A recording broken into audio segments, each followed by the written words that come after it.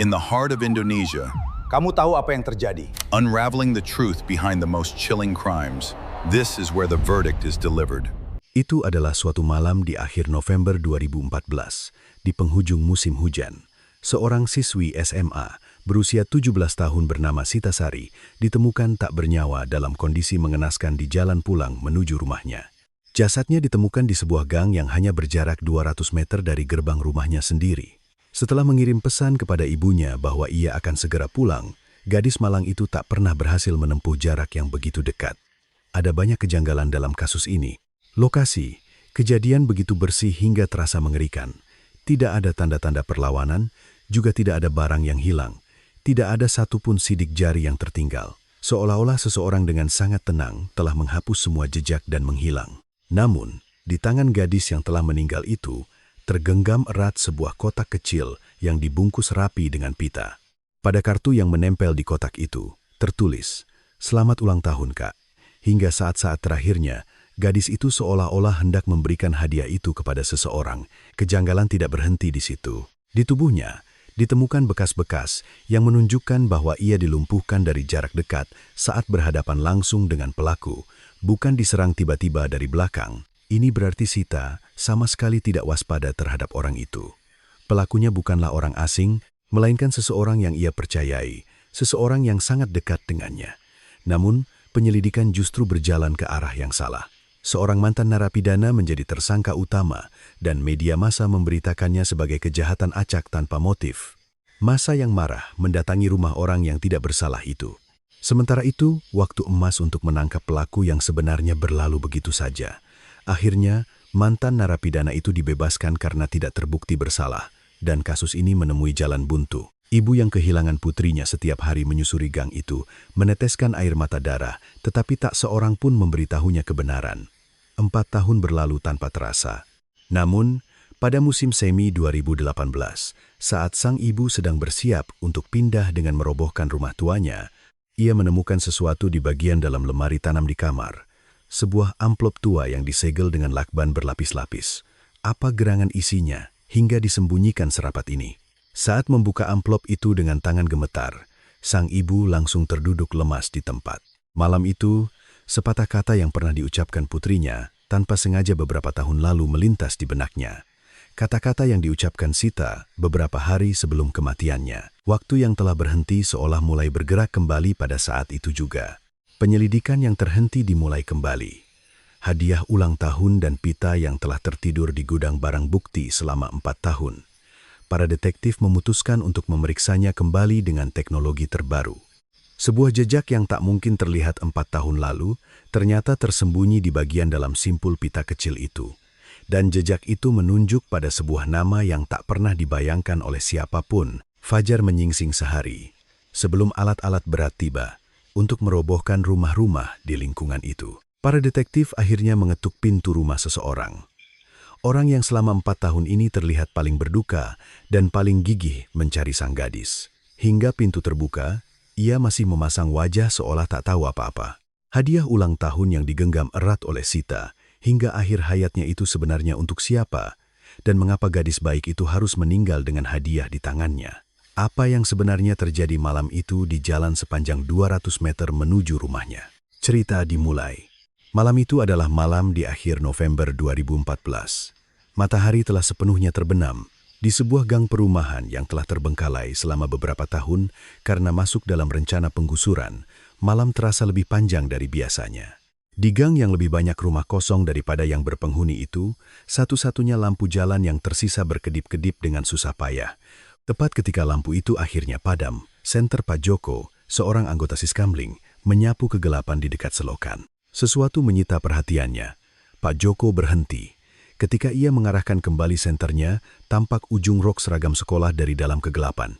Seorang siswi SMA tergeletak dalam posisi meringkuk. Pak Joko segera mendekat dan mengguncang bahu gadis itu, tetapi tidak ada respons.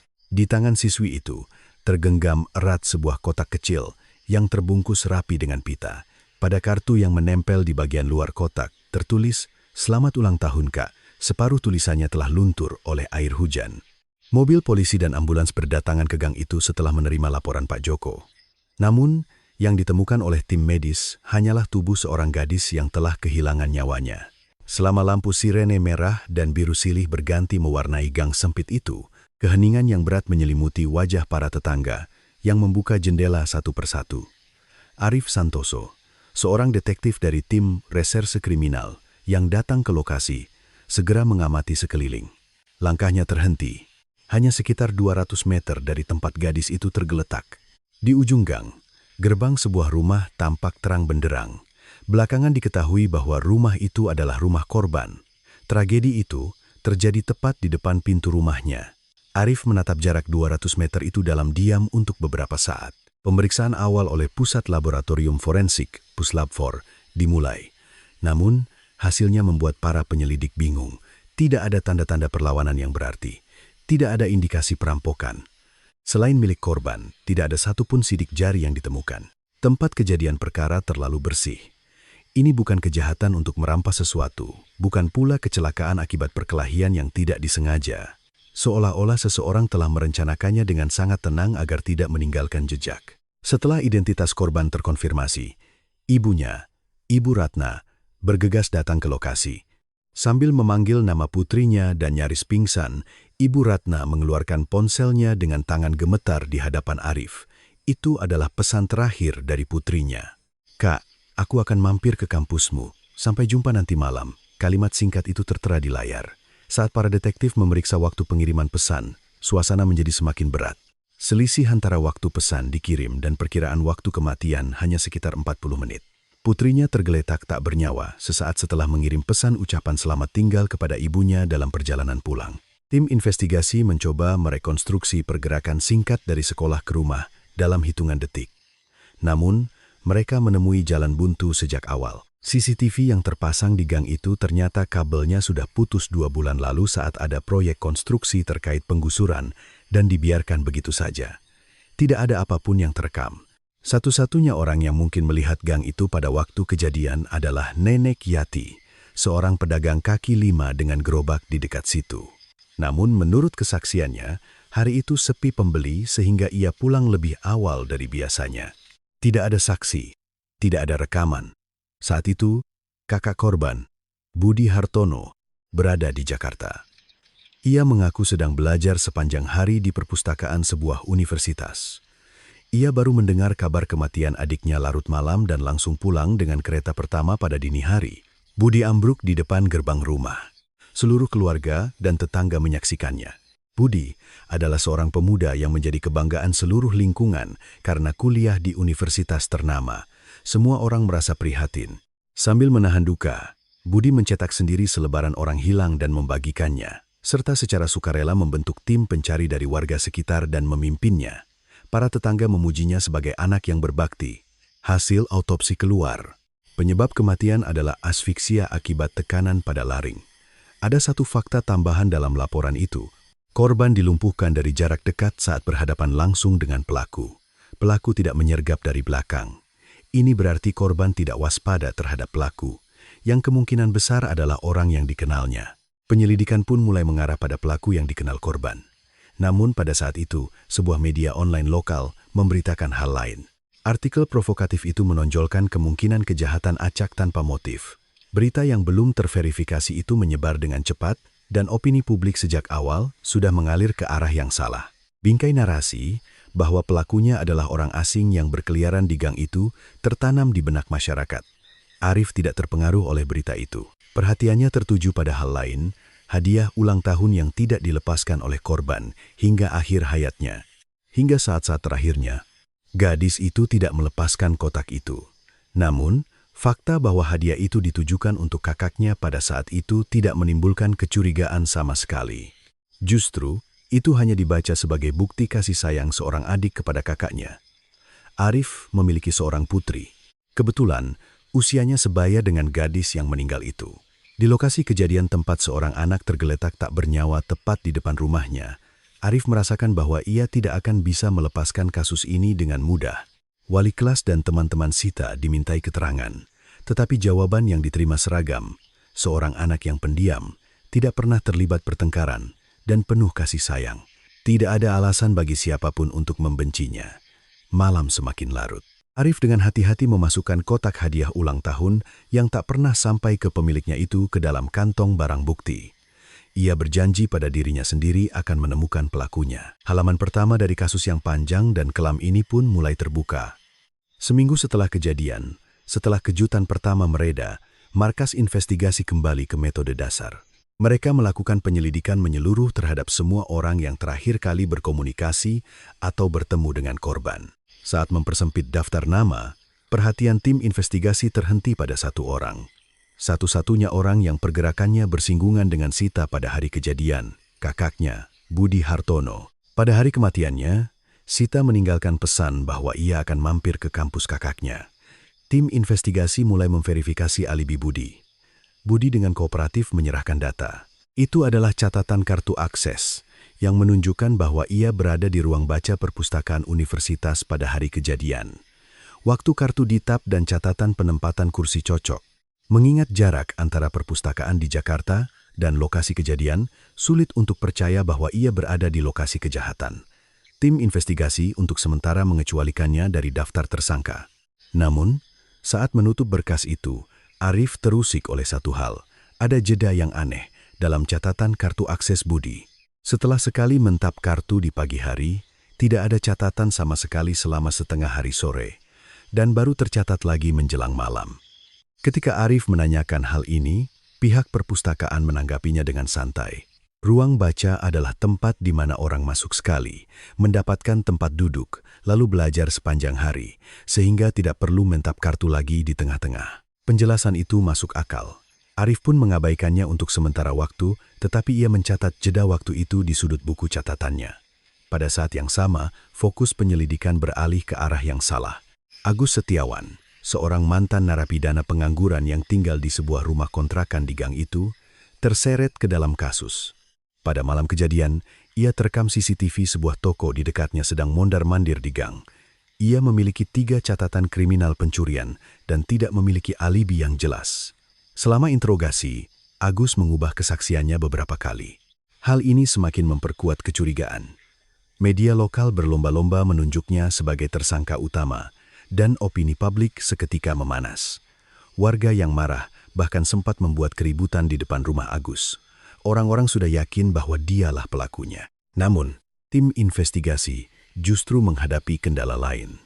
Setelah melakukan interogasi semalaman terhadap alibi Agus, sebuah fakta tak terduga terungkap. Pada saat kejadian, ia sedang melakukan penjamretan di lingkungan yang sama sekali berbeda.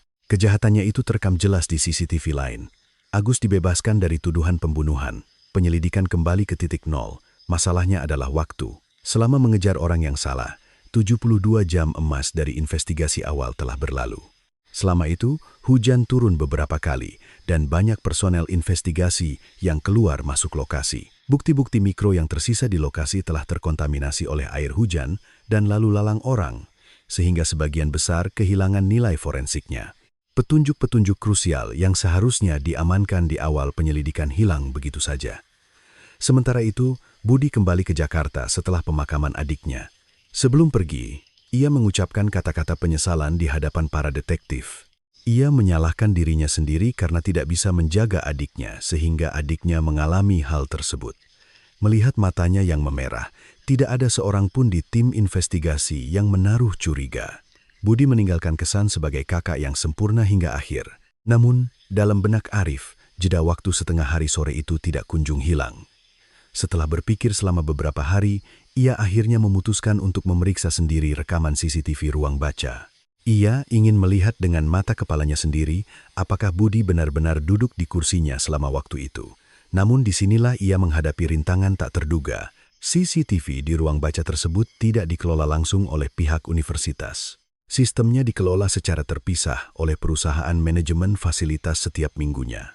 Bahkan pihak universitas pun tidak mengetahui fakta ini dengan benar, dan Arif tidak bisa mendapatkan akses untuk melihat rekaman video tersebut. Ia ingin memeriksanya, tetapi jalannya tertutup. Seorang detektif junior, Dewi, dengan hati-hati memberikan pendapatnya. Kartu akses pada akhirnya hanya membuktikan bahwa kartu tersebut ditap pada waktu itu, tetapi tidak ada jaminan bahwa orang yang mentap kartu itu adalah pemiliknya. Kemungkinan seseorang mentap kartu untuknya, atau kemungkinan otentikasi perwakilan, Itulah yang disoroti oleh Dewi. Secara logis, hal itu sangat mungkin terjadi. Namun, tidak ada bukti fisik untuk mendukungnya. Kecurigaan saja tidak cukup kuat dalam rapat investigasi. Terlebih lagi, sosok Budi sendiri membuat kecurigaan menjadi tumpul. Sikapnya yang sopan, statusnya sebagai mahasiswa universitas ternama, dan tangisannya saat kehilangan adiknya. Semua itu menjadi perisai yang menghalangi kecurigaan terhadapnya. Di internal tim investigasi pun terbentuk opini bahwa mencurigai seorang kakak kandung, apalagi pemuda sesopan itu, adalah hal yang berlebihan. Mencurigai keluarga yang berduka sama saja dengan menuduh mereka sebagai pelaku, jadi tidak ada yang berani mengatakannya. Arif menghitungnya sendiri. Jarak antara Jakarta dan lokasi kejadian sekitar 3 jam sekali jalan. Pergi pulang dalam setengah hari bukanlah hal yang mustahil. Mentap kartu di pagi hari, turun ke lokasi untuk melakukan kejahatan, lalu kembali sebelum malam untuk mentap kartu lagi. Secara teori, jeda waktu setengah hari itu cukup. Arif diam-diam mencatat perhitungan ini di buku catatannya. Namun, hanya sampai di situ. Tidak ada bukti apapun untuk mendukung hipotesis ini. Tidak ada bukti, yang ada hanya kecurigaan. Seiring berjalannya waktu, penyelidikan kehilangan momentum. Akhirnya, markas investigasi memutuskan untuk mengurangi skala penyelidikan secara drastis. Orang-orang satu persatu dipindahkan ke kasus lain, dan kasus Sita perlahan-lahan kehilangan perhatian. Arif memasukkan berkas alibi Budi jauh ke dalam kabinet. Namun, ia tahu, suatu hari nanti, ia pasti akan mengeluarkan berkas ini lagi. Firasat itu tidak mudah hilang. 3 tahun telah berlalu sejak kasus ini diklasifikasikan sebagai kasus buntu. Bukti krusial tidak pernah ditemukan hingga akhir. Kasus Sita secara resmi diklasifikasikan sebagai kasus jangka panjang yang belum terpecahkan, cold case, markas investigasi dibubarkan, dan berkas kasus yang tebal itu dipindahkan ke salah satu sudut gudang tim khusus kasus buntu di Polda. Debu mulai menumpuk di atas berkas yang tersimpan di kabinet itu. Namun, di sela-sela itu, sebuah hukum di negara ini berubah. Undang-undang yang menghapuskan daluarsa 15 tahun untuk kasus pembunuhan telah disahkan. Tak peduli berapa lama waktu berlalu, seorang pembunuh suatu saat nanti pasti akan bisa dihukum. Kasus Sita pun masuk dalam lingkup hukum tersebut. Era di mana waktu berpihak pada pelaku telah berakhir, meskipun saat itu tidak ada yang memperhatikannya, perubahan ini kelak menjadi landasan kuat untuk penyelidikan ulang. Sementara itu, keluarga yang ditinggalkan hancur berantakan. Ibu Ratna, Ibu Sita, tidak tega menghapus pesan terakhir yang ditinggalkan putrinya. "Kak, aku akan mampir ke kampusmu. Sampai jumpa nanti malam." Setiap hari, ia menatap tulisan itu, dan tanpa sadar sering menyusuri gang tempat putrinya ditemukan. Sambil terus menggerogoti hatinya seperti itu, kesehatan Ibu Ratna perlahan-lahan memburuk. Ayahnya mulai bergantung pada alkohol. Sebuah keluarga yang tadinya biasa-biasa saja hancur tanpa suara. Lingkungan sekitar pun ikut menua. Proyek penggusuran terus ditunda, dan gang itu semakin dipenuhi rumah-rumah kosong. Di tengah orang-orang yang satu persatu pergi, hanya rumah Sita yang tetap bertahan. Ibu Ratna membiarkan kamar putrinya seperti sedia kala. Ia tidak bisa membereskan apapun. Sebaliknya, Budi berbeda. Ia masih mengandalkan statusnya sebagai lulusan universitas ternama. Tak lama kemudian, tersiar kabar bahwa ia magang di sebuah perusahaan besar di Jakarta. Di tengah keluarga yang hancur, Budi adalah satu-satunya harapan dan kebanggaan. Bagi orang tua yang setengah jiwanya hilang karena kehilangan putri mereka, putra mereka adalah cahaya terakhir yang tersisa. Saat hari raya tiba, Budi selalu pulang. Dan di depan foto adiknya, ia menangis lebih sedih dari siapapun. Para kerabat serempak memujinya.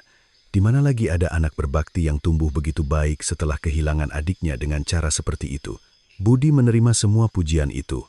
Namun di tempat di mana tidak ada kamera dan tatapan orang, Budi menunjukkan wajah yang berbeda. Ia mengunci rapat pintu kamar Sita. Setiap kali ibunya hendak membereskan barang-barang peninggalan putrinya, Budi dengan gusar menghalanginya. Ibu Ratna hanya mengira itu karena putranya sangat merindukan adiknya. Ia tidak pernah menyangka bahwa di dalam kamar itu atau di suatu tempat di antara barang-barang peninggalan itu ada sesuatu yang ingin disembunyikan oleh Budi. Di Jakarta, Budi menjalani kehidupan yang lain. Ia memiliki seorang pacar yang mendekatinya karena mengira ia adalah mahasiswa universitas ternama. Rekan-rekan kerjanya juga mengenalnya seperti itu. Masalahnya muncul ketika pembicaraan menyangkut soal kuliah. Setiap kali seseorang menyinggung tentang kampus atau teman seangkatan, Budi dengan lihai mengalihkan pembicaraan. Pertanyaan-pertanyaan spesifik selalu dijawabnya dengan samar-samar. Begitulah ia menjalani kehidupannya yang rapuh, yang dibangun di atas kebohongan. Sebenarnya, inilah yang terjadi. 4 tahun lalu, Budi bahkan tidak pernah diterima di universitas itu.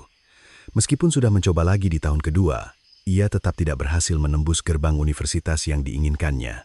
Karena tidak sanggup mengecewakan harapan orang tuanya dan kebanggaan seluruh lingkungan, ia membuat pilihan yang mengerikan. Ia memalsukan kartu mahasiswa dan transkrip nilai.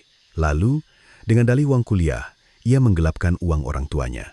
Sambil terus menerima uang untuk biaya kuliah di sekolah yang tidak pernah ia masuki, ia merancang kehidupan ganda yang sempurna.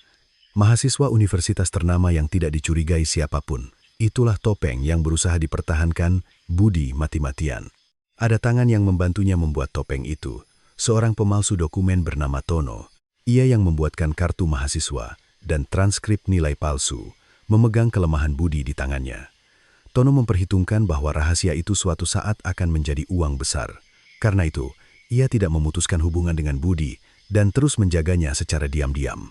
Kartu itu akan ia mainkan ketika saatnya tiba. Dan di sini, ada satu kebenaran yang tidak diketahui siapapun. Jawaban atas pertanyaan mengapa Sita harus mati. Beberapa hari sebelum kematiannya, ulang tahun kakaknya akan tiba. Adik yang baik itu membeli hadiah dengan uang yang ia kumpulkan dari kerja paruh waktu di minimarket selama beberapa bulan. Dan ia ingin memberikannya secara langsung. Tanpa memberitahu orang tuanya, Sita pergi ke Jakarta untuk mengunjungi kampus kakaknya. Kunjungan kejutan. Namun, yang ia temui di sana bukanlah kakaknya yang akan menerima hadiah. Di meja informasi, di catatan akademik, dimanapun nama kakaknya tidak ada. Mahasiswa bernama Budi Hartono tidak ada di universitas itu. Seketika, Sita merasakan ada sesuatu yang sangat salah. Namun, adik yang baik itu tidak menyalahkan kakaknya. Ia justru khawatir. Apakah terjadi sesuatu pada kakaknya? Apakah ada alasan tertentu? Dengan hati yang tulus itu, Sita memutuskan untuk bertanya pada kakaknya dengan hati-hati. Saat itu, Sita tidak tahu bahwa pendekatan yang hati-hati itu pada akhirnya akan membawanya pada kematian. Dan untuk waktu yang lama, tidak ada yang mengetahui kebenaran itu. Arif, yang telah pindah ke tim khusus kasus buntu, tidak bisa melepaskan kasus ini bahkan setelah 3 tahun berlalu. Di antara tumpukan berkas kasus buntu yang menumpuk di gudang, ia seringkali mengeluarkan berkas Sita. Foto kantong barang bukti yang berisi kotak hadiah ulang tahun yang tak pernah sampai ke pemiliknya. Setiap kali melihat foto itu, hati Arif terasa berat. Sambil membuka kembali catatan lama, ia merenungkan di mana potongan yang ia lewatkan. Detektif juniornya, Dewi, juga membantu Arif. Keduanya menyusun kembali daftar barang bukti yang belum sempat dianalisis saat itu. Dalam proses itu, Dewi memastikan satu fakta. Pita dan kotak yang diambil dari lokasi kejadian masih tersimpan utuh di gudang barang bukti. Meskipun hampir 4 tahun telah berlalu, barang-barang itu masih ada di sana. Seiring kasus ini dilupakan oleh dunia, kehidupan palsu Budi tampak semakin kokoh. Lulusan universitas ternama, magang di perusahaan besar, anak yang berbakti. Topeng itu kini terlihat sempurna. Namun, sesuatu yang ia sembunyikan dengan tergesa-gesa 4 tahun lalu, diam-diam bersembunyi di bagian dalam langit-langit lemari tanam di rumah tuanya. Benda itu menunggu hari di mana ia akan terungkap ke dunia. Setahun kemudian, pada musim semi 2018, penggusuran untuk pembangunan kembali di lingkungan itu akhirnya dipastikan. Ketika proyek yang tertunda selama bertahun-tahun itu diputuskan, Ibu Ratna tidak bisa lagi tinggal di rumah itu. Setelah memutuskan untuk pindah, Ibu Ratna mulai mengerjakan pekerjaan yang tertunda, membereskan kamar Sita yang selalu dikunci oleh putranya, dan kamar lama yang dulu digunakan Budi. Saat sedang membereskan lemari tanam di kamar Budi, tangan Ibu Ratna tiba-tiba berhenti. Di bagian dalam, di sudut yang dalam dekat langit-langit, tangannya menyentuh sesuatu. Sebuah amplop tua yang disegel dengan lakban berlapis-lapis. Tercium bau debu khas barang yang lama disembunyikan. Dengan firasat aneh, Ibu Ratna merobek lakban itu dengan tangan gemetar. Yang keluar dari dalam amplop adalah barang-barang yang tidak pernah dibayangkan oleh Ibu Ratna. Ada kartu mahasiswa palsu yang dibuat dengan sangat rapi, ada juga transkrip nilai palsu, dan di bawahnya ada surat pemberitahuan. Surat pemberitahuan pembatalan penerimaan dan pengunduran diri dari universitas itu dengan tanggal 4 tahun yang lalu. Ibu Ratna terduduk lemas di tempat. kehidupan ganda putranya. Kebanggaannya sebagai mahasiswa universitas ternama, satu-satunya harapan bagi seluruh keluarga, semuanya adalah kebohongan.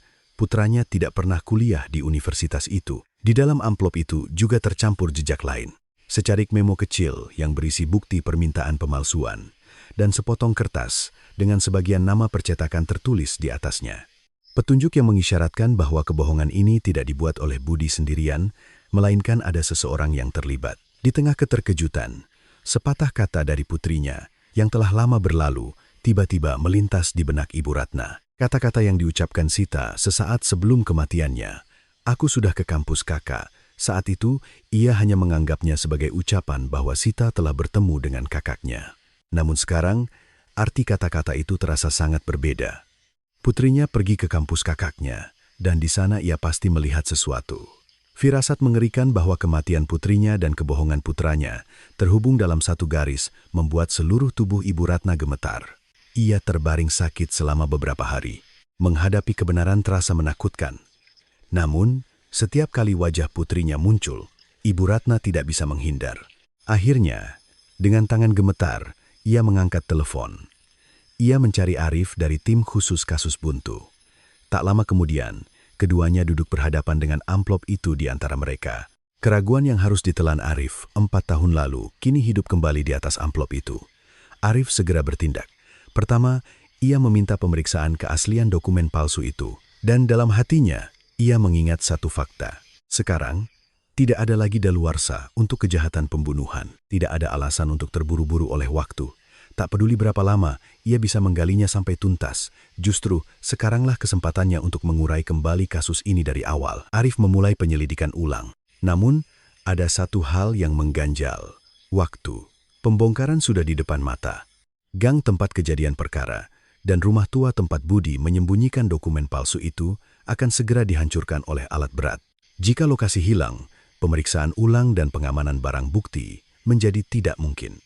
Daluarsa memang telah dihapus, tetapi kini batas waktu fisik berupa pembongkaran mendorong tim investigasi.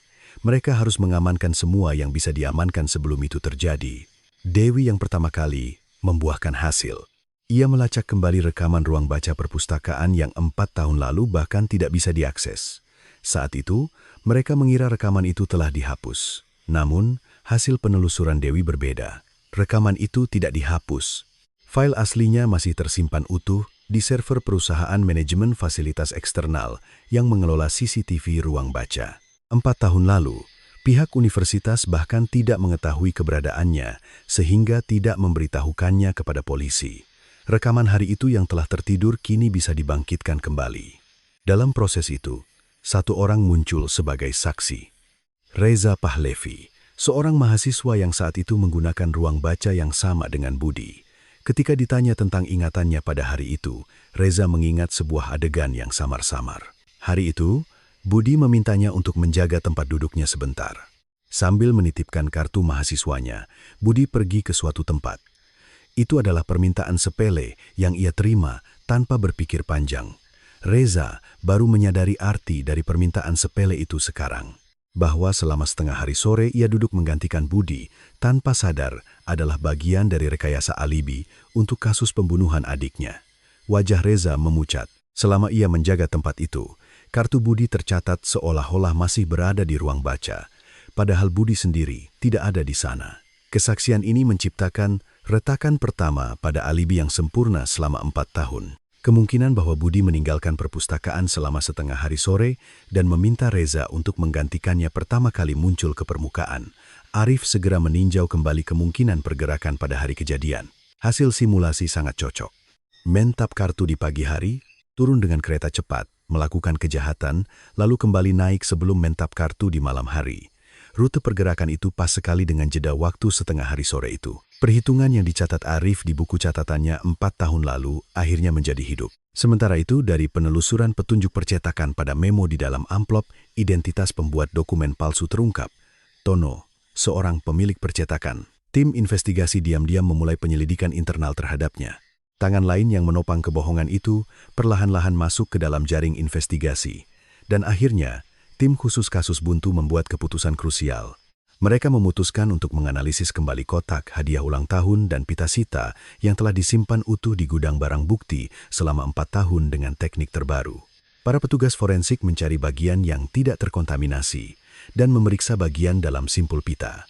Di sana, mereka berhasil mengumpulkan sampel dalam jumlah sangat kecil. Jejak yang tidak dapat dideteksi 4 tahun lalu, kini mulai bercerita kembali di hadapan teknologi yang telah maju. Sampel itu segera dikirim ke Puslap 4 untuk dianalisis secara mendalam. Roda gigi investigasi yang telah berhenti selama 4 tahun mulai berputar kembali. Arif akhirnya menyusun selembar surat. Surat panggilan pemeriksaan sebagai saksi yang ditujukan kepada Budi Hartono yang masih dengan tenang menjalani kehidupannya sebagai karyawan di Jakarta. Persiapan untuk menghadapinya secara langsung akhirnya selesai. 10 hari setelah surat panggilan pemeriksaan sebagai saksi tiba, pintu ruang interogasi terbuka dan Budi masuk. Penampilannya tidak berbeda sedikit pun dari 4 tahun lalu. Tenang dan rapi. Bahkan ketika Arif meletakkan kartu mahasiswa palsu dan surat pemberhentian di atas meja, tidak ada sedikit pun getaran di ekspresi Budi. Ia dengan tenang membuka mulut. Ia mengaku malu karena tidak berhasil masuk ke universitas ternama. Ia hanya melanjutkan kebohongan karena tidak ingin mengecewakan orang tuanya. Tidak ada hubungannya dengan kematian adiknya. Ia dengan dingin menarik garis antara dosa memalsukan riwayat pendidikan dan dosa membunuh adiknya. Budi justru merasa menjadi korban. Memalsukan riwayat pendidikan memang salah, tetapi menjadikannya alasan untuk memperlakukannya sebagai pembunuh adalah tidak adil. Ia melangkah lebih jauh.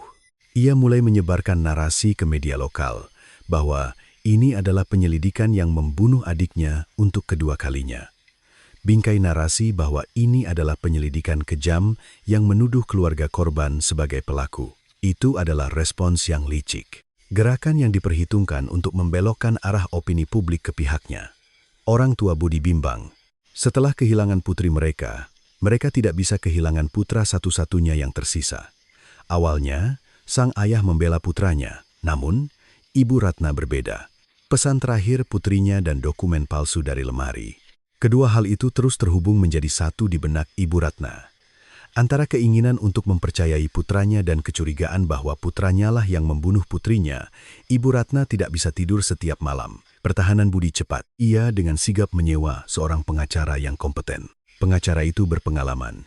Ia menonjolkan keandalan catatan alibi perpustakaan dan membantah bukti analisis ulang pita yang sudah berusia 4 tahun dengan argumen bahwa kemungkinan kontaminasinya besar.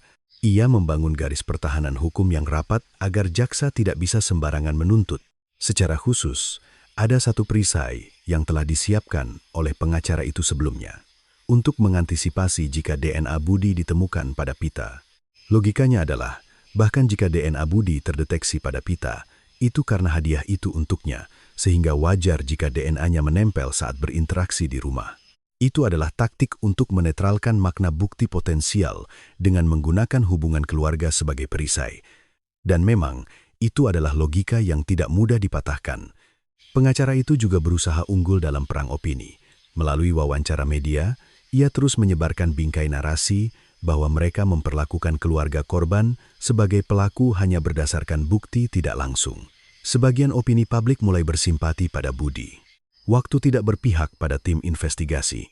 Tanggal pembongkaran semakin dekat dari hari ke hari. Lokasi kejadian dan rumah lama Budi berada dalam bahaya akan segera hilang. Dengan tekanan untuk mengamankan bukti krusial sebelum itu, tim investigasi bekerja siang dan malam.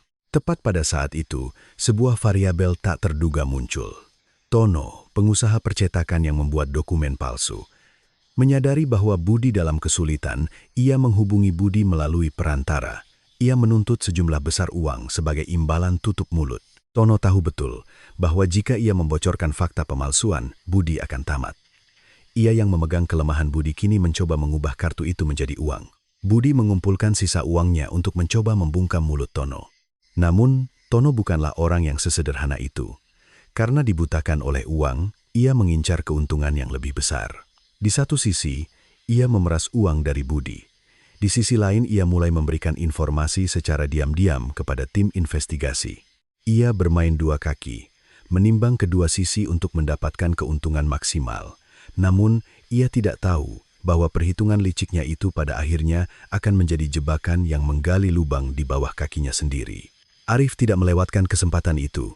Ia memanfaatkan kelemahan Tono dan membujuknya. Perlahan-lahan, ia berhasil mendapatkan kesaksian tentang waktu dan proses pembuatan dokumen palsu. Dari kesaksian itu, satu fakta krusial terungkap. Budi buru-buru membuat ulang dokumen palsu beberapa hari sebelum adiknya meninggal. Waktu ketika Sita kembali dari Jakarta dan mengetahui kebohongan kakaknya, dan waktu ketika Budi membuat ulang dokumen, sangat cocok. Garis besar motif kejahatan perlahan-lahan mulai terbentuk. Dewi membandingkan kesaksian Tono dengan catatan panggilannya. Ia menyusun daftar kapan dan berapa kali Budi dan Tono berkomunikasi berdasarkan waktu. Jaring investigasi pun perlahan-lahan menyempit. Penangkapan sepertinya sudah di depan mata. Namun, pihak Budi juga tidak tinggal diam. Pengacara itu secara frontal menggoyahkan kesaksian Tono. Ia dengan gigih menyerang kredibilitasnya, mengklaim bahwa itu adalah tuduhan palsu yang dibuat untuk memeras uang. Dan memang, Tono memiliki riwayat menuntut uang dari Budi, jadi serangan itu cukup telak. Pada akhirnya, semuanya bermuara pada satu hal, pita. Bukti tak terbantahkan yang akan membuktikan bahwa alibi Budi adalah bohong. Itulah yang dibutuhkan. Namun, hasil analisis ulang pita dari Puslap 4 belum juga keluar. Sementara itu, tanggal pembongkaran semakin dekat tanpa ampun. Mereka harus mendapatkan potongan terakhir sebelum lokasi hilang. Tim investigasi memasuki pertarungan putus asa melawan waktu sambil menunggu jawaban dari Puslap 4. Suatu hari, saat menunggu hasil analisis ulang pita, pukulan datang dari pihak yang tak terduga, dari pihak mereka sendiri. Reza, saksi kunci yang akan meruntuhkan alibi Budi, tiba-tiba mengubah sikapnya. Ia mulai mengatakan bahwa ingatannya tentang hari di mana ia menggantikan Budi tidak lagi jelas. Itu adalah gerakan untuk membalikkan sepenuhnya kesaksian yang telah ia berikan sebelumnya. Retakan pertama yang berhasil dibuat oleh tim investigasi terancam tertutup kembali. Arif merasakan ada sesuatu di balik perubahan sikap Reza yang tiba-tiba. Setelah mulai menyelidiki latar belakangnya, petunjuk segera ditemukan. Ada indikasi bahwa Reza baru-baru ini mendapatkan sejumlah besar uang secara tiba-tiba. Dan di balik aliran uang itu, ada kontak rahasia dari pengacara pihak Budi. Bayang-bayang suap kesaksian. Mereka mencoba menumpulkan ujung pedang yang mengarah padanya dengan uang. Tangan itu juga menjangkau Tono. Mereka kembali mengirim orang untuk menekan Tono. Ancaman untuk membalikkan kesaksiannya. Namun, Tono yang terpojok bergerak berbeda dari perkiraan Budi. Ia diam-diam merekam percakapan telepon yang berisi ancaman dari Budi. Sebagai asuransi untuk melindungi dirinya suatu saat nanti, Budi mencoba memanfaatkan Tono, tetapi Tono juga memanfaatkan Budi. Saat itu, kabar yang paling menyakitkan tiba. Hasil analisis ulang pita dari Puslap 4 yang sangat ditunggu-tunggu. Namun, isi pemberitahuannya sangat mengecewakan. Jawaban pertama adalah bahwa sampel yang diambil dari pita terlalu sedikit sehingga tidak dapat diidentifikasi. Harapan tipis yang mereka pegang kembali setelah 4 tahun seakan padam di depan mata. Pita yang mereka yakini akan menjadi bukti terakhir itu tidak memberikan jawaban apapun. Tanggal pembongkaran sudah di depan mata. Dengan situasi yang berkembang seperti ini, Budi dan pengacaranya justru kembali tenang. Di wajah Budi yang duduk di ruang interogasi, terlintas senyum dingin seolah-olah semuanya akan segera berakhir. Ia menatap para detektif dengan pandangan mengejek. Bukti terkontaminasi, saksi goyah, dan lokasi akan segera hilang. Kejahatan sempurnanya sepertinya akan menang sekali lagi. Dalam keputusasaan, Arif akhirnya menemui Ibu Ratna. Ia kembali menemuinya dan memintanya untuk memeriksa bersama barang-barang peninggalan putrinya yang masih menyimpan jejak. Meskipun sudah diperiksa berkali-kali, Arif merasa seperti meraih sedotan di tengah lautan. Ibu Ratna mengeluarkan kembali kotak barang peninggalan Sita yang sudah lama tidak berani ia buka. Dan di dasar kotak itu, ditemukan sebuah buku catatan tua, buku harian yang ditulis Sita secara diam-diam sebelum kematiannya. Ibu Ratna dengan tangan gemetar menyerahkannya kepada Arif. Catatan terakhir dari putrinya itu untuk pertama kalinya terungkap ke dunia setelah 4 tahun. Dalam buku harian itu, perasaan Sita tertuang sepenuhnya. Ada catatan bahwa ia menabung uang hasil kerja paruh waktu di minimarket selama beberapa bulan untuk membeli hadiah ulang tahun kakaknya. Jejak pemikirannya tentang apa yang akan dibeli, dan perasaan gembiranya membayangkan apakah kakaknya akan menyukainya, tertulis dengan tulisan tangan seorang gadis, dan di baliknya ada kalimat yang krusial, catatan bahwa ia khawatir karena nama kakaknya tidak ada saat ia pergi ke kampusnya. Di halaman terakhir, tertulis, "Apakah terjadi sesuatu pada kakak? Aku harus bertanya padanya dengan hati-hati." Di depan kalimat itu, Arif terdiam untuk waktu yang lama. Sita tidak menyalahkan kakaknya.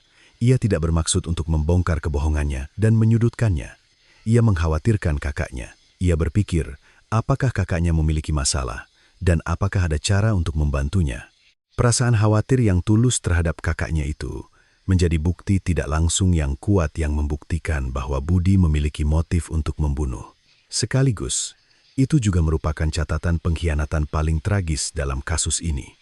Adik yang mengkhawatirkannya. Budi membunuhnya justru karena kekhawatiran itu. Buku harian itu kembali menyalakan api pada penyelidikan yang hampir padam. Tim investigasi yang mendapatkan kekuatan baru mendatangi Puslap 4. Mereka memohon untuk analisis ulang sampel pita, dan secara resmi meminta untuk menerapkan teknik amplifikasi DNA ultramikro yang baru diperkenalkan. Teknologi terbaru yang dapat merekonstruksi gen, bahkan dari jumlah yang sangat kecil, itu adalah harapan terakhir. Beberapa hari kemudian, jawaban datang dari Puslap 4. Kali ini berbeda. Yang terdeteksi dari bagian dalam simpul pita bukanlah jejak sentuhan biasa. Jaringan kulit yang tertekan ke arah tarikan yang kuat dan noda darah mikroskopis. Laporan Puslap 4 jelas. Ini adalah jenis jejak yang tidak mungkin muncul dari kontak alami saat bertukar hadiah. Ini adalah jejak yang hanya bisa muncul saat memegang korban dan memberikan kekuatan yang kuat. Hasil ini secara frontal menghancurkan perisai pengacara yang menyatakan bahwa DNA itu wajar menempel karena hubungan keluarga. Pada saat yang sama, sebuah pembalikan lain terjadi. Reza, yang goyah oleh suap, ia terancam hukuman karena keterlibatannya dalam upaya sumpah palsu terungkap. Dan pada saat itu, terjadi perubahan dalam hatinya. Ia menyadari apa arti dari setengah hari sore yang ia gantikan tanpa berpikir panjang dan bagaimana seorang gadis tak berdosa meninggal. Reza mengembalikan uang yang ia terima sebagai imbalan suap dan ia sendiri datang ke tim investigasi. Ia mengatakan akan memberikan kesaksian kembali tentang kebenaran hari di mana ia menggantikan Budi. Arif mengamankan kesaksian sukarela Reza. Pada saat yang sama, ia juga mendapatkan file rekaman telepon ancaman yang disimpan Tono sebagai asuransi. Potongan-potongan yang tersebar satu persatu mulai menemukan tempatnya dan saling terkait. Api yang hampir padam kembali menyala. Dinding kejahatan sempurna yang begitu diyakini, Budi retak dari segala arah. Hanya beberapa hari sebelum pembongkaran. Sebelum lokasi hilang, tim investigasi berhasil mendapatkan pukulan terakhir yang akan mengakhiri keheningan 4 tahun. Kini saatnya untuk mempersempit pengepungan terakhir terhadap Budi. Hari itu, hasil analisis ulang diumumkan. Hasil akhir dari Puslap 4 tiba di tim investigasi. DNA dari jaringan kulit yang tertekan, yang terdeteksi dari bagian dalam simpul pita cocok dengan milik Budi Hartono. Itu adalah bukti telak. Perisai yang telah disiapkan pengacara sebelumnya, logika bahwa DNA itu wajar menempel karena hubungan keluarga, runtuh di hadapan bukti ini. Itu bukanlah jejak dari kontak biasa. Itu adalah jejak dari proses penaklukan saat memegang korban dan memberikan kekuatan. Tidak ada celah untuk alasan kontak alami. Pita itu akhirnya memuntahkan kebenaran yang telah ditelannya selama 4 tahun. Tak lama kemudian, bukti kedua muncul. Rekaman ruang baca perpustakaan yang berhasil dipulihkan dari server perusahaan manajemen eksternal. Di layar, terekam dengan jelas sosok yang duduk di kursi Budi selama setengah hari sore pada hari kejadian. Namun, orang itu bukan Budi. Itu adalah Reza. Pada saat kartu Budi ditap, orang yang sebenarnya duduk di ruang baca adalah Reza yang menggantikannya. Wujud asli dari alibi yang tampak sempurna itu terungkap di layar. Arif menyusun potongan puzzle terakhir. Ia melakukan analisis silang antara catatan penumpang kereta cepat dan riwayat pembayaran kartu di sebuah toko dekat lokasi kejadian. Hasilnya, rute pergerakan Budi pada hari itu berhasil direkonstruksi sepenuhnya berdasarkan waktu. Mentap kartu di perpustakaan pada pagi hari, meninggalkan tempat setelah meminta Reza untuk menjaganya, turun dengan kereta cepat, melakukan kejahatan, lalu kembali naik dan mentap kartu pada malam hari.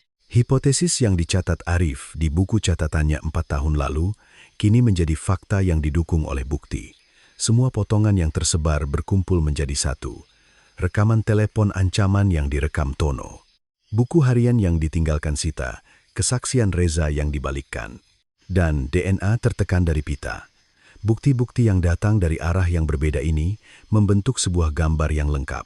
Budi kini terperangkap dalam jaring yang tidak bisa ia loloskan. Dewi menyusun semua bukti ini secara kronologis menjadi laporan rekonstruksi kejahatan.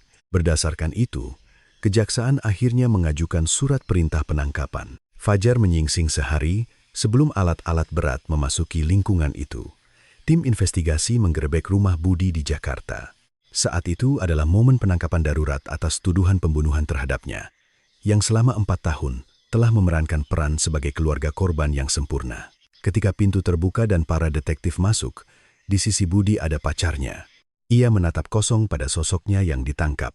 Wajahnya menunjukkan bahwa ia baru saja menyadari bahwa Budi Hartono, mahasiswa universitas ternama yang ia kenal, adalah sebuah fiksi. Kehidupan ganda yang dibangun Budi runtuh total pada fajar itu. Duduk kembali di ruang interogasi, Budi tetap tidak kehilangan ketenangannya. Arif menyodorkan laporan analisis DNA pita. Budi tidak goyah. Arif menunjukkan rekaman video perpustakaan. Ia tetap menyangkal. Arif membentangkan data analisis rute pergerakan kereta. Budi tidak mengaku hingga akhir. Topeng sempurna yang telah ia kenakan selama 4 tahun itu tidak mudah terlepas bahkan di hadapan bukti fisik. Saat itu, Arif mengeluarkan selembar terakhir. Buku harian Sita. Ia dengan tenang membuka buku catatan itu dan mulai membacakan dengan suara keras kalimat terakhir yang ditinggalkan Sita. Bagian di mana tertulis bahwa ia khawatir karena nama kakaknya tidak ada saat ia pergi ke kampusnya. Apakah terjadi sesuatu pada kakak? Aku harus bertanya padanya dengan hati-hati. Kalimat terakhir itu. Tulisan yang ditulis oleh adik yang telah meninggal sambil mengkhawatirkan kakak yang membunuhnya. Saat kalimat itu bergema pelan di ruang interogasi, wajah Budi yang kaku untuk pertama kalinya runtuh. Pertahanannya yang tidak bisa ditembus oleh bukti fisik, akhirnya ditembus oleh sebaris kekhawatiran tulus dari adiknya yang telah meninggal. Ia menundukkan kepalanya dan mulai memuntahkan cerita yang telah ia telan selama 4 tahun. Hari itu, setelah adiknya mengetahui kebohongannya di kampus, Sita datang menemuinya. Sita tidak menyudutkannya. Sebaliknya, ia mengulurkan tangan, menyarankan agar mereka memberitahu orang tua yang sebenarnya dan menyelesaikannya bersama. Usulan tulus itu menjadi ketakutan terbesar bagi Budi. Kehidupan yang dibangun di atas kebohongan berada di ambang kehancuran total. Momen di mana topeng mahasiswa universitas ternama akan terlepas. Dikuasai oleh ketakutan, Budi mencegat adiknya di gang dekat rumah. Dan di jalan sepanjang 200 meter yang singkat itu, ia melakukan perbuatan yang tidak dapat diubah lagi. Budi juga dengan tenang menceritakan proses setelahnya. Setelah melakukan kejahatan, ia kembali ke Jakarta seolah-olah tidak terjadi apa-apa dan mentap kartu pada malam hari untuk menyempurnakan alibinya. Lalu, pura-pura mendengar kabar kematian adiknya, ia kembali turun dengan kereta pertama pada dini hari dan menangis terseduh-seduh di depan gerbang rumah. Penyamaran selama 4 tahun itu dimulai seperti itu.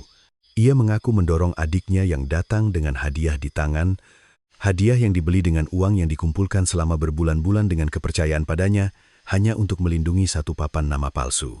Di luar ruang interogasi di mana pengakuan berlangsung, Ibu Ratna mendengar semuanya. Saat di mana kebenaran yang tersembunyi selama 4 tahun akhirnya terungkap, yang membunuh putrinya bukanlah orang lain, melainkan putra satu-satunya yang tersisa. Ibu Ratna menangis terseduh-seduh di tempat. Setelah kehilangan putrinya, ia juga kehilangan putranya dengan cara ini. Seluruh keluarga mengalami kematian kedua pada hari itu. Beberapa hari kemudian, Ibu Ratna membuat satu keputusan. Ia memutuskan untuk tidak menandatangani surat permohonan keringanan hukuman apapun untuk putranya. Sebagai seorang ibu, itu adalah pilihan yang paling tragis. Namun, di hadapan ketidakadilan yang dialami putrinya, ia memutuskan untuk membelakangi putranya. Itu adalah keputusan terakhirnya sebagai seorang ibu, mengorbankan putranya yang masih hidup demi putrinya yang telah meninggal. Mereka yang ikut berbagi dalam kejahatan juga tidak luput dari hukuman. Reza yang terlibat dalam sumpah palsu, dan Tono yang terlibat dalam pemalsuan dan pemerasan, masing-masing diserahkan ke proses hukum atas tuduhan mereka. Dan kejaksaan, dengan kekuatan hukum di mana daluarsa telah dihapus dan tidak ada lagi batasan waktu, menuntut Budi dengan tuduhan pembunuhan. Ia yang yakin akan kejahatan sempurnanya setelah 4 tahun berlalu dengan menyedihkan didudukan di kursi pesakitan. Pada hari sidang pertama di mana semua fakta terungkap, Budi yang berada di ruang sidang bukan lagi pemuda sempurna itu. Sebagai ganti dari usahanya mempertahankan kehidupan palsu dengan mengorbankan satu-satunya saudara kandungnya, hukuman berat dijatuhkan padanya. Selama putusan dibacakan, ekspresi dingin yang telah ia pertahankan selama 4 tahun itu akhirnya benar-benar runtuh. Topeng mahasiswa universitas ternama dan cangkang anak berbakti tidak lagi tersisa di sana. Hanya seorang manusia yang telah membunuh adiknya, yang berdiri dengan kepala tertunduk. Mereka yang berbagi dalam kejahatan juga membayar harga dari kebohongan mereka. Reza yang terlibat dalam sumpah palsu, Tono yang terlibat dalam pemalsuan dan pemerasan. Tangan-tangan yang menopang, menggoyahkan, dan memanfaatkan kebohongan Budi, satu persatu menerima ganjarannya. Persekongkolan kebohongan yang menyelimuti Budi berakhir setelah semua membayar harganya. Pada hari putusan ditetapkan, Arif melakukan pekerjaan yang telah lama ia tunda. Ia akhirnya mengembalikan kotak hadiah ulang tahun Sita yang telah tertidur dalam kantong barang bukti selama 4 tahun kepada keluarga korban. Itu juga merupakan janji yang ia buat sendiri di awal kasus. Janji untuk pasti menemukan pelakunya. Arif, meskipun terlambat, akhirnya menepati janji itu. Ibu Ratna menerima kotak itu dan mengunjungi makam putrinya, hadiah yang selama 4 tahun tidak berani ia buka. Ibu Ratna dengan hati-hati membukanya di depan putrinya. Setelah membuka pita dan melepaskan bungkusnya, sebuah benda kecil muncul dari dalamnya. Barang yang selama ini diinginkan oleh kakaknya. Sita tahu apa yang diinginkan kakaknya. Dengan uang yang dikumpulkan dari kerja paruh waktu di minimarket selama berbulan-bulan, sang adik memilihnya. Hadiah yang disiapkan dengan begitu tulus oleh Sita untuk kakak yang membunuhnya. Ibu Ratna akhirnya hancur di depan makam itu. Sambil memeluk hati putrinya yang tak pernah tersampaikan, sang ibu menangis lama. Hati yang ingin disampaikan putrinya kepada kakaknya kini hanya tersisa di tangan ibunya. Kebenaran bahwa yang membunuh putrinya bukanlah orang lain melainkan putranya sendiri, meninggalkan luka yang tidak akan pernah sembuh bagi keluarga yang tersisa. Luka itu tidak akan terhapus seiring berjalannya waktu. Namun, setidaknya satu hal yang pasti. Ketidakadilan yang dialami Sita akhirnya terungkap sepenuhnya ke dunia. Dengan terungkapnya kebenaran yang terkubur dalam kegelapan selama 4 tahun, jiwanya, meskipun terlambat, akhirnya bisa mendapatkan ketenangan. Di balik bayang-bayang kasus ini, ada juga yang merefleksikan diri. Wartawan lokal yang pada awalnya mengaburkan penyelidikan dengan berita yang terburu-buru, ia, meskipun terlambat, merilis berita lanjutan yang berisi kebenaran. Bagaimana sebuah bingkai narasi yang terburu-buru tanpa verifikasi bisa membuat sebuah kasus menemui jalan buntu begitu lama? Itu juga merupakan pengakuan terlambat atas kesalahannya sendiri.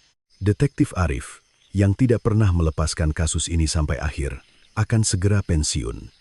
Bahkan setelah kasus Sita selesai, ia tidak meninggalkan gudang tim khusus kasus buntu. Di sana, masih menumpuk kasus-kasus yang belum menemukan kembali namanya. Arif dengan diam-diam kembali membuka catatan nama-nama lain yang terlupakan. Ia tahu bahwa seseorang harus terus mengingatnya. Di sampingnya ada Dewi. Sang junior mewarisi kegigihan mentornya. Melihat kembali kasus-kasus buntu yang terlupakan, Dewi memutuskan untuk menjadikannya sebagai panggilannya. Tali yang tidak pernah dilepaskan oleh Arif kini ia pegang.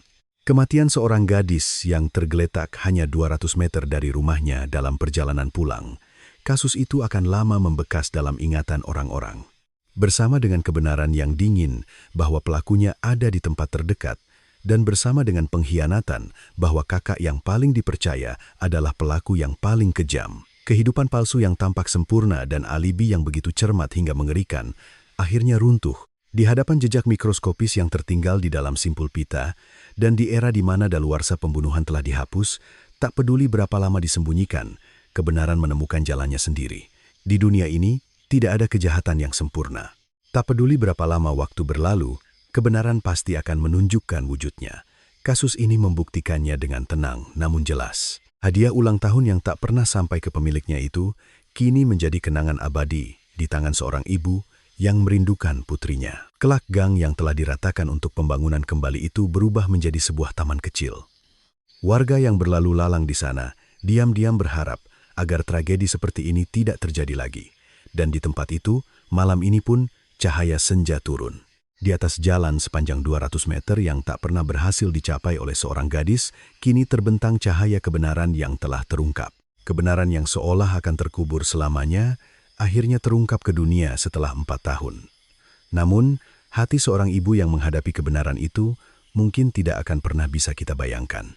Ia kehilangan seorang putri, dan yang merenggutnya bukanlah orang lain, melainkan putranya sendiri. Sesuatu yang dibangun di atas kebohongan, sekuat apapun kelihatannya, pada akhirnya akan runtuh. Dan semakin dekat hubungan seseorang, semakin besar keberanian yang dibutuhkan untuk menghadapi kebenaran. Hari ini, bagaimana jika kita menatap wajah keluarga di samping kita dengan lebih hangat? Hati yang tidak menyembunyikan apapun satu sama lain. Itulah kekuatan terbesar yang melindungi sebuah keluarga.